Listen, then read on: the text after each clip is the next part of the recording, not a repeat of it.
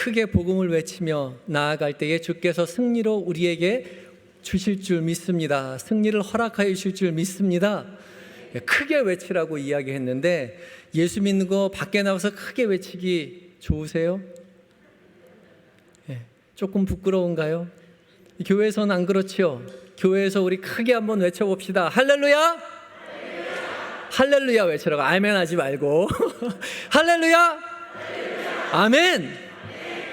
우리는 예수 그리스도의 이름으로 당당하게 나가서 그리스도의 승리를 만끽하고 자랑하고 증거하는 믿음의 사람으로 사시기 바랍니다. 성령 하나님의 은혜가 오늘 이 시간 예배하는, 그리고 각 처소에서 주님 앞에 나와 있는 모든 성도님들에게 함께 하시기를 빕니다. 우리가 영상 앞에 있고 우리가 이렇게 예배하는 자리에 앉아 있지만, 우리가 사람의 소리를 듣는 것이 아니라 살아계신 하나님의 음성을 듣는 것입니다. 살아계신 하나님을 만나는 것입니다. 그것을 자랑하고 증거하는 것이 예수님 믿는 것입니다. 이 시간 그것을 믿고 확신하며 귀 기울이고 우리의 마음을 주님 앞에 내어놓을 때에 주께서 강하게 역사하실 줄 믿습니다. 이렇게 기쁘고 즐거운 날인데 태풍이 온다고 하네요. 그렇죠? 신남노가 역대급 태풍으로 지금 계속해서 북상해서 우리나라를 관통할 거라고 이야기합니다. 인적인 그리고 또 어떤 재정적인 피해가 없도록 하나님께서 우리나라를 지켜주시기를 간절히 하나님 앞에 기도해야 할 것입니다. 하나님은 하나님의 일을 하시지만 우리는 그 하나님의 일을 받아들일 때 감사함으로 받고 그것을 대비하고 하나님 앞에 내어 맡겨야 주께서 우리를 돌보시고 지켜주시는 것이지요. 그것을 의지하고 믿음으로 갈 때 하나님의 사람을 하나님께서 날개 그늘 아래 품어 주신다 약속하셨습니다. 늘 기도하며 믿음의 길을 함께 걸어가시는 성도 여러분들이 되시기 바랍니다. 오늘 말씀은 예수님께서 자신을 따르는 무리들과 함께 길을 걸어가시다가 길을 돌이켜 뒤돌아서 무리들을 향해서 말씀하고 계시는 장면입니다. 예수님께서는 어디를 가든지 많은 사람들에게 가셔서 병든 자를 치유해 주셨고, 또 귀신을 쫓아내셨고, 또 어디를 가든지 복음을 증거하셔서 하나님의 나라를 전파해 주셨고, 또 몰려드는 많은 사람들을 그냥 보내지 아니하시고 오병이어의 기적으로 먹여 주셨죠. 하나님께서는 그렇게 하나님의 나라를 기쁨 가운데 선포하며, 예수님께서는 기쁨 가운데 하나님의 나라를 선포하며 다니셨습니다. 비록 짧은 기간이었지만 예수님에 대한 소문이 금방 널리 퍼져서 예수님이 살고 계시던 유대뿐만 아니라 이방 나라, 저쪽 위쪽 북쪽과 남쪽과 동쪽에 많은 이방 나라 사람들이 예수님의 소문을 듣고 예수님을 찾아왔습니다. 그리고 예수님 찾아왔을 때 한 번 만나보고 다시 자기의 고향으로 돌아간 것이 아니라 여러 날에 걸쳐서 예수님을 따라다녔죠. 예수님을 따라다닌 사람들은 유대인도 있었고, 또한 말씀드렸듯이 이방인도 있었고요. 남자도 있었고 여자도 있었고 어린아이도 있었고 노인도 있었고 병든 자도 있었고 건강한 사람들도 있었습니다. 정말 다양한 사람들이 각기 다양한 이유로 예수님을 따라다녔습니다. 어떤 사람은 자신의 병을 고치기 위해서 소문 듣고 예수님을 따라 나섰고요. 어떤 사람은 예수님이 행하시는 그 기적이 너무나 신기해서 그 기적 보고 싶어서 예수님을 따라다닌 사람도 있었습니다. 또 어떤 사람은 자기 친구가 병이 들어서 친구를 부축해서 예수님을 따라 나선 사람도 있고, 또 어떤 사람은 예수님의 말씀이 너무 좋아서 그 복음의 이야기를 듣기 위해서 예수님을 따라다닌 사람도 있었고, 또 어떤 사람은 부모님이 예수님 따라가니까 어린아이로서 어쩔 수 없이 예수님을 따라다닌 사람도 있었습니다. 또 어떤 사람은 예수님이 이스라엘의 독립을 위해서 분연히 로마에 대항해서 싸워줄 것을 기대하면서 예수님을 따라다니는 사람이 있었고요. 또 어떤 사람은 그렇게 예수님이 로마에 앞장서서 분연이 일어섰을 때에 독립해서 이스라엘이 왕이 될 때에 그 옆에서 높은 자리 한 자리 얻을까 해서 따라다닌 사람도 있었고요. 또 어떤 사람은 반대로 예수님이 그렇게 독립전쟁을 일으킬까 봐 그것이 걱정이 되어서 염려하는 마음으로 예수님을 고발하기 위해서 예수님을 따라 나서기도 했습니다. 저마다 각자 다양한 이유로 다양한 사람들이 예수님을 항상 따라다녔습니다. 그날도 예수님을 수많은 사람들이 각기 저마다의 이유로 예수님을 따라가고 있었습니다. 바로 그때에 예수님께서는 돌이키셔서, 다시 말해서 돌아서셔서 자신을 따르는 무리들을 향해서 말씀하십니다. 26절과 27절에 이렇게 기록하고 있습니다. 무릇 내게 오는 자가 자기 부모와 처자와 형제와 자매와 더욱이 자기 목숨까지 미워하지 아니하면 능히 내 제자가 되지 못하고, 누구든지 자기 십자가를 지고 나를 따르지 않는 자도 능히 내 제자가 되지 못하리라. 아멘.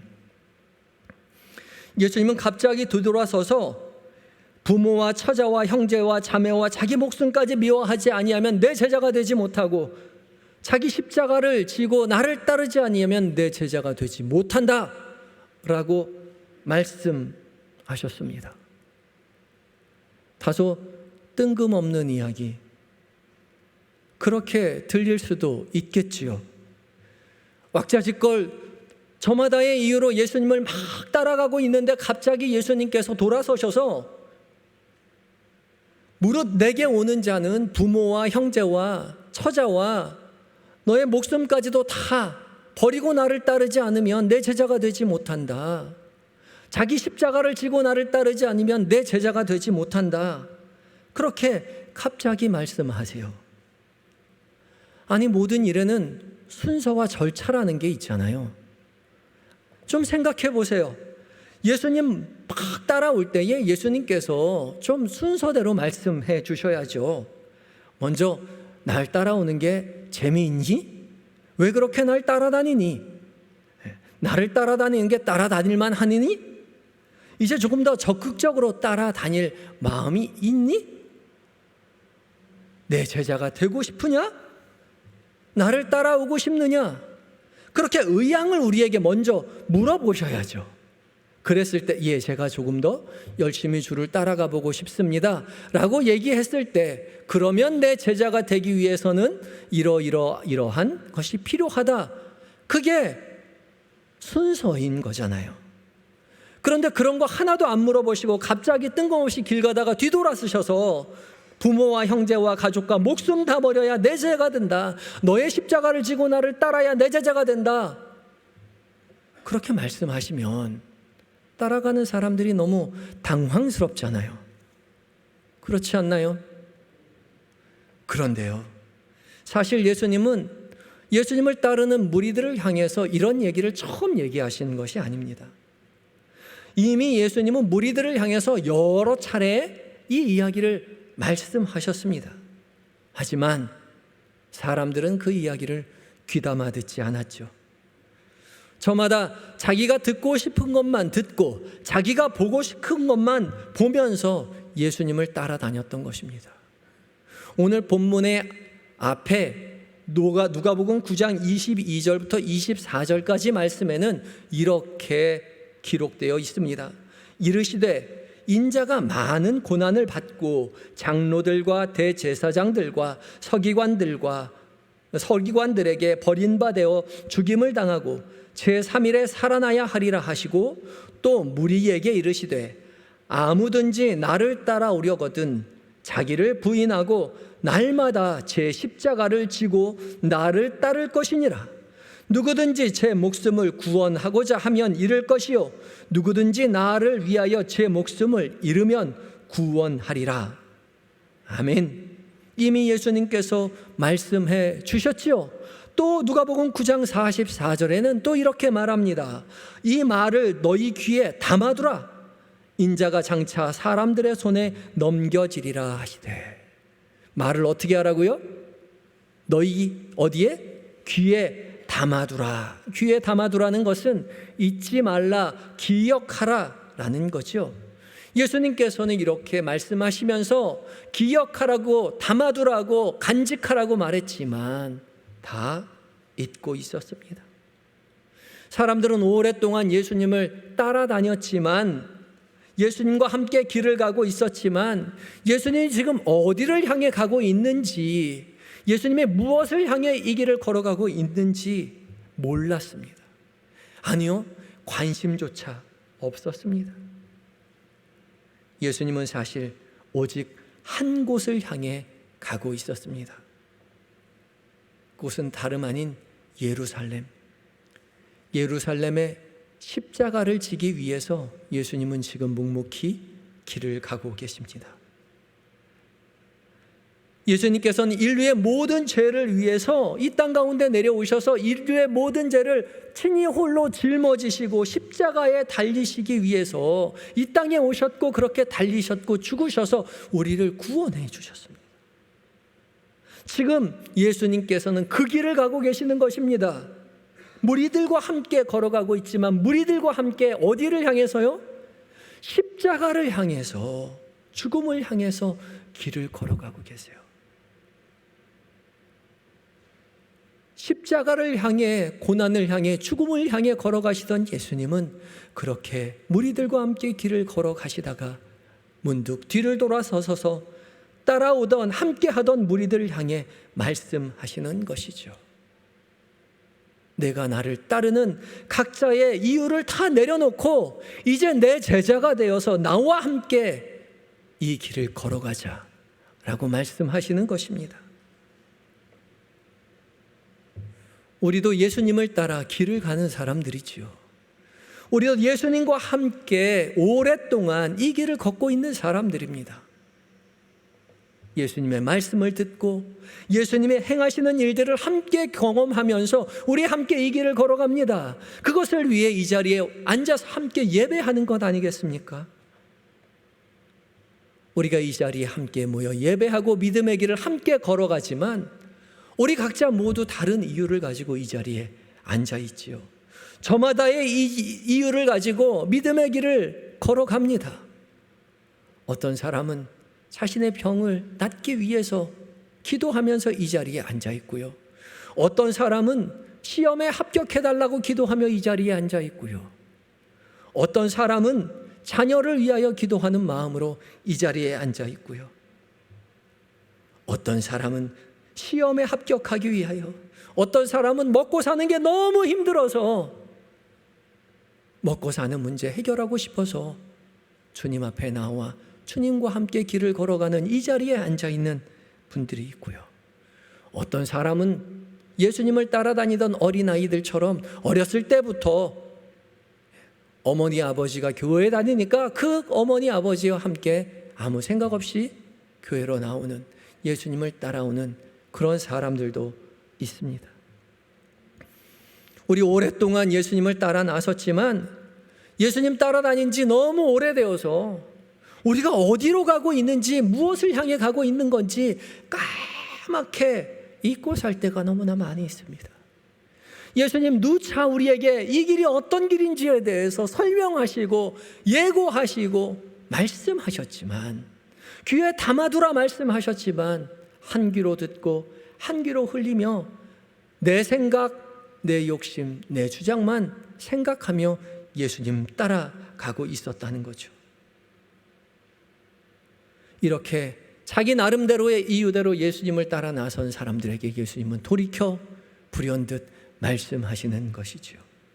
이제 그만 나를 따르는 너만의 이유를 다 내려놓고 나와 함께 십자가를 지러 가는 나의 제자가 되라 말씀하고 계십니다. 갑자기요? 아니요, 갑자기가 아닙니다. 이미 오래전부터 우리에게 말씀하셨잖아요. 그런데 우리 듣고 있지 않았어요. 듣고 싶지 않았습니다. 귀담아 듣지 않았어요. 다 잊고 있었을 뿐입니다. 그런데 주님께서 돌이키셔서 우리에게 다시 한번 말씀하십니다. 너희가 나를 따르는 무리가 아니라 나와 함께 길을 걷는 제자가 되어야 한다는 것이죠. 예수님을 따르던 무리들은 자기 욕심으로, 자기 열망으로, 자기 목적만 가지고 예수님을 따르는 사람들이었지만, 예수님의 제자는 자기 욕심, 자기 욕망, 자기 이유 다 내려놓고 예수님과 똑같은 목적을 가지고 예수님과 함께 예수님을 따라가는 사람들입니다. 그것이 제자입니다.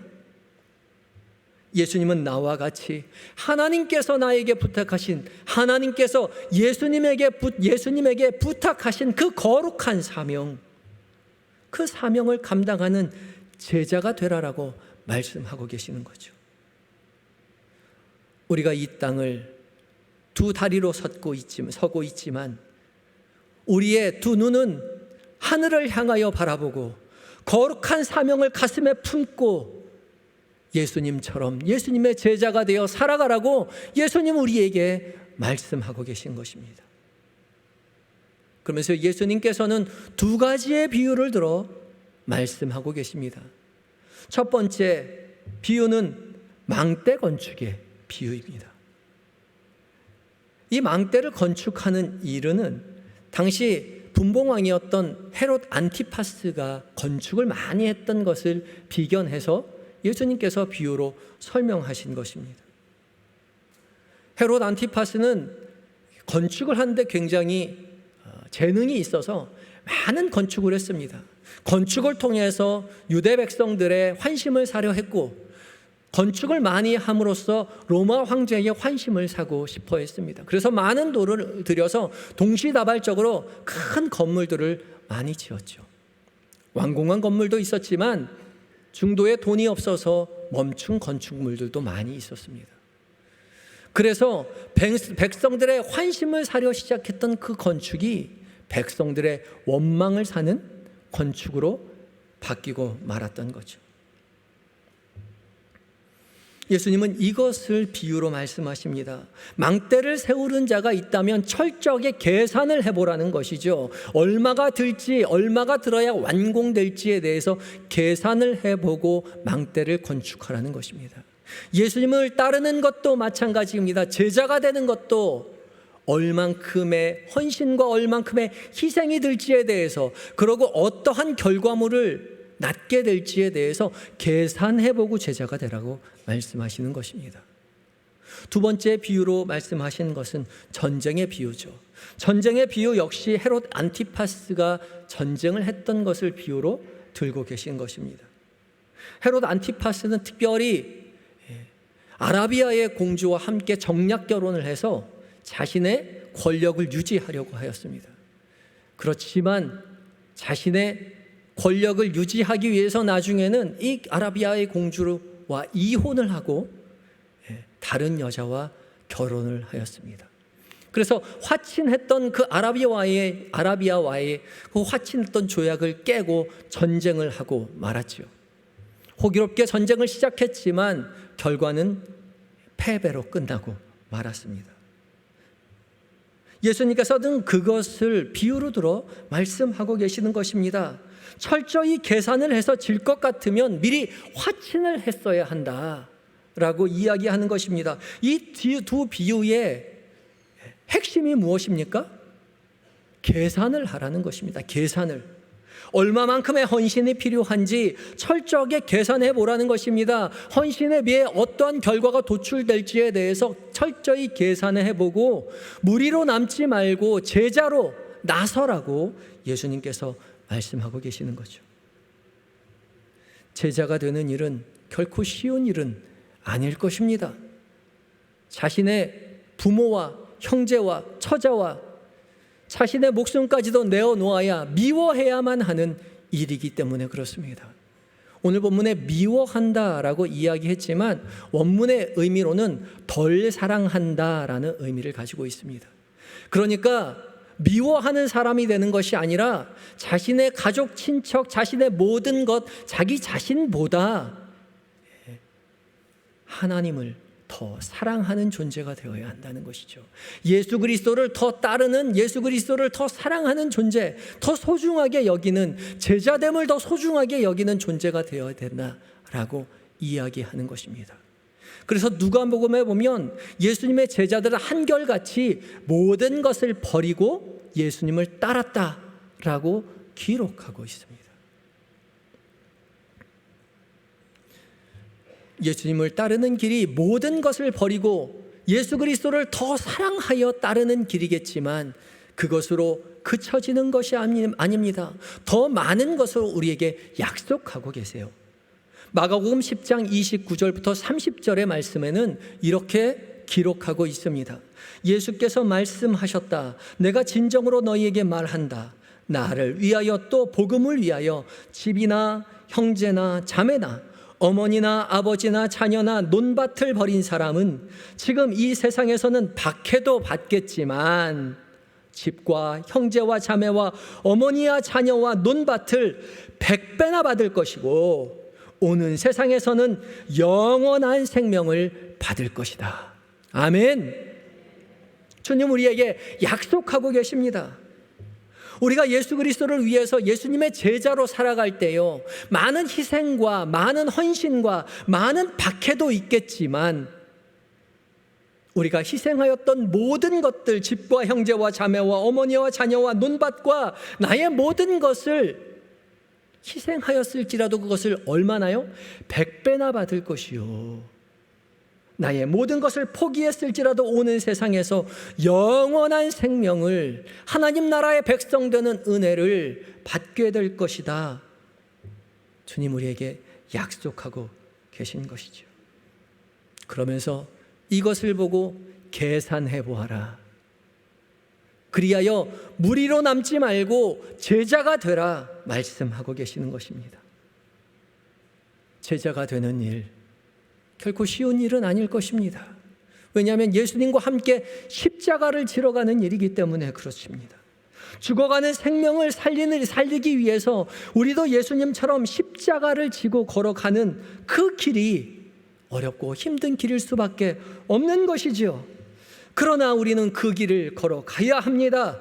그 길을 걸어가야만 제자가 될 수 있는 것이고 영원한 생명을 약속받은 그 생명을 상급으로 면류관으로 받게 될 것입니다.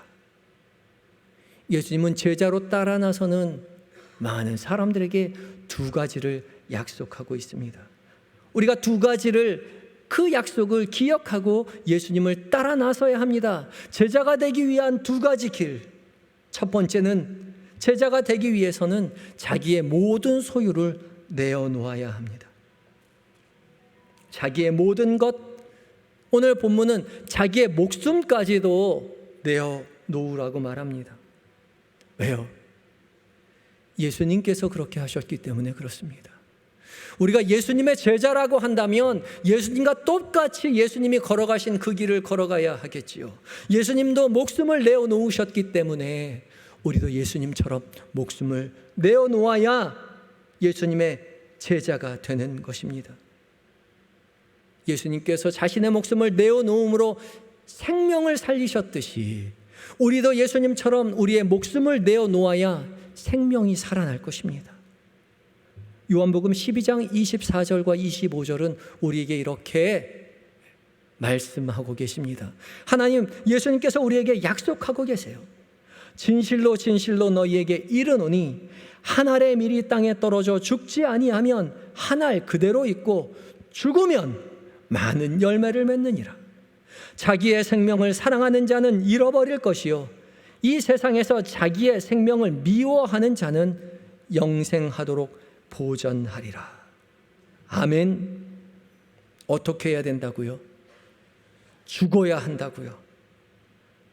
예수님은 십자가에 자기의 목숨을 내어놓으셔서 정말로 죽으셔서 온 인류를 구원하셨습니다. 그래서 제자인 우리들, 제자된 우리도 목숨을 내어놓아야 합니다. 죽어야 해요. 죽을 정도로 힘든 게 아니라 죽어야 합니다. 죽을 만큼 힘들어야 하는 것이 아니라 죽어야 해요. 완전히 죽어야 합니다. 완전히 죽을 때 그 자리에서 비로소 생명이 살아납니다. 죽지 아니하면 한 알 그대로 있고 죽어야 비로소 많은 열매를 맺게 되는 것이죠. 야, 이 정도 죽은 척하면 되지 않았나? 내가 얼마나 죽은 척해야 돼? 내가 얼마나 더 참아야 돼? 내가 얼마나 더 희생해야 돼? 내가 얼마나 더 헌신해야 돼? 아직 죽었어요? 안 죽었어요? 안 죽은 사람입니다. 죽은 척하고 싶은 거죠. 그러나 죽지 않았어요. 그래서 이 문제가 끝나지 않습니다. 생명이 살아나지 않아요. 완전히 포기하고 주님 앞에 내어 맡겨 죽어야 합니다. 그때 비로소 생명으로 살아나게 될 것입니다. 예수님께서 자기 목숨을 완전히 내어놓으셔서 우리를 살려주셨듯이 우리도 주님 따라 주님 의지해서 주님 말씀 기억하며 죽어야만 하는 거죠. 내 욕심, 내 자랑, 내 교만, 내 계획 모두 죽어야 합니다. 우리의 의지와 노력으로 죽이기는 정말 쉽지 않아요. 그래서 우리는 기도해야 합니다. 우리 한국교회 성도들 참 기도 많이 하죠. 새벽 기도회마다 기도하고 잠들 때마다 기도하고 밥 먹을 때도 기도하고 수요일에도 기도하고 금요 기도회에 모여서 또 기도하고 참 많이 기도합니다. 제가 만나서 성도님들에게 여쭤봐요. 무슨 기도하세요? 그러면 한결같이 자식 기도하시고요, 자녀 기도하시고 남편 기도하고 아내 기도하고 손주 기도하고 참 많이 기도 제목 가지고 기도해요. 근데 그 모든 것들이 내 욕망, 내 욕심, 내 뜻이 이루어지기를 기도합니다. 그러나 참된 기도는 내 뜻이 이루어지도록 기도하는 것이 아니라 예수님이 우리에게 가르쳐 주신 것처럼 하나님의 뜻이 이 땅 가운데, 하나님의 뜻이 우리의 삶 가운데 이루어지기를 바라는 기도가 참된 기도인 것이죠. 내 뜻이 아니라 주님 뜻이 이루어져야 그곳에 비로소 나는 죽고 예수가 살아나게 되는 것입니다. 그 기도, 그 바람이 우리에게 있어야 합니다. 우리는 무리처럼 우리 욕심대로 기도할 것이 아니라 제자처럼 하나님의 뜻이 이 땅 가운데 펼쳐지도록 예수 그리스도께서 걸어가신 십자가의 희생의 죽음이 우리의 삶 가운데 드러나도록 기도해야만 하는 것이죠. 나는 죽고 예수만 살아, 우리의 삶 가운데 예수만 드러내게 해달라고, 아버지의 뜻이 이 땅 가운데 이루어지게 해달라고 간절히 기도하시는 예수님의 제자된 우리 한영교회 모든 성도님들이 되시기 바랍니다. 두 번째, 예수님의 제자가 되기 위해서 예수님께서는 우리에게 자기 십자가를 지고 나를 따라라 라고 말씀하십니다. 예수님은 예수님의 십자가를 짊어지시고 예루살렘의 십자가에 올라가셔서 죽음에 이르셨죠. 우리도 우리 십자가를 져야 합니다. 십자가는 사명입니다. 예수님께서 걸어가신 것처럼 그 무거운 십자가 우리도 짊어지고 가야 합니다. 어깨에 메고 걸어갈 때 그 어깨가 짓눌리고요, 십자가에 메어 달릴 때 우리의 손과 발에 피가 철철철 흐르는 그 십자가요, 그 무거운 십자가, 그 어려운 십자가를 누가 져야 된다고요? 우리가 져야 합니다. 피 한 방울은커녕 땀 한 방울조차 흘리기 싫어하는 자가 우리의 모습 아니겠습니까? 난 늙었는데 뭘 할 수 있겠어? 아니요. 여전히 우리는 하나님을 위해 사명이 있는 사람들입니다. 우리는 목숨 따라 살아가는 사람이 아니라 사명 따라 살아가는 사람들이죠. 제자된 사람들은 사명 따라 살아가는 사람들입니다. 목숨이 붙어있는 한 우리의 사명은 아직 끝나지 않았어요. 우리 인생은 늙어 죽는 것이 아니라 사명이 다해야 죽는 것입니다. 아직 살아있다면 우리의 사명은 여전히 우리에게 존재하는 것입니다. 우리가 예수님의 제자가 되어서 우리의 십자가를 지고 예수님을 따라 우리의 사명을 다하며 살아갈 때에 우리는 믿음의 사람으로 살아가고 있는 자기의 자신을 깨닫게 될 것입니다. 십자가가 무거운 내 짐인 줄 알았는데 그 십자가 덕분에 믿음의 길을 묵묵히 걸어갑니다. 십자가가 짐이 아니라 십자가가 우리의 면류관이 됨을 깨닫게 된다는 것이죠. 나의 사명으로 말미암아 우리가 이 길을 더욱더 열심으로 걸어가게 됩니다. 사명은 우리의 걸림돌이 아니라 믿음의 디딤돌이 되었어요. 내가 그래도 구역장이니까, 그래도 내가 여전도의 임원이니까, 그래도 내가 집사니까, 권사니까, 장로니까, 그래도 목사니까 내가 열심히 기도해야지, 말씀 읽어야지, 열심히 행사에 참석해야지, 예배에 나가야지. 우리의 사명이, 우리의 십자가가 오히려 우리를 주님 앞에 더욱더 내어 매달리게, 열심으로 주를 따르게 한다는 것이죠. 그 십자가 짊어지고 제자된 사명 이루며 살아가시는 모든 성도님들 되시기 바랍니다. 예수님을 따르는 무리가 아니라 제자로서 예수님을 따르는 사랑하는 한영의 모든 성도 여러분, 예수님을 따라가던 무리들, 그 무리들에서 이제는 벗어나서 이제는 예수님의 참된 제자로 살아가시기 바랍니다. 나는 죽고 예수로 살아, 우리의 삶에 예수님만 드러내는 참된 제자로 예수님께서 우리에게 맡겨주신 그 십자가 짊어지고 예수님을 위해 헌신하고 희생하며 죽음으로 말미암아 우리의 삶에 30배, 60배, 100배의 결실을 맺고 우리의 삶의 종국에 영원한 생명을 소유하게 되는 사랑하는 한영의 모든 성도님들이 되시기를 바랍니다. 다 같이 기도하시겠습니다.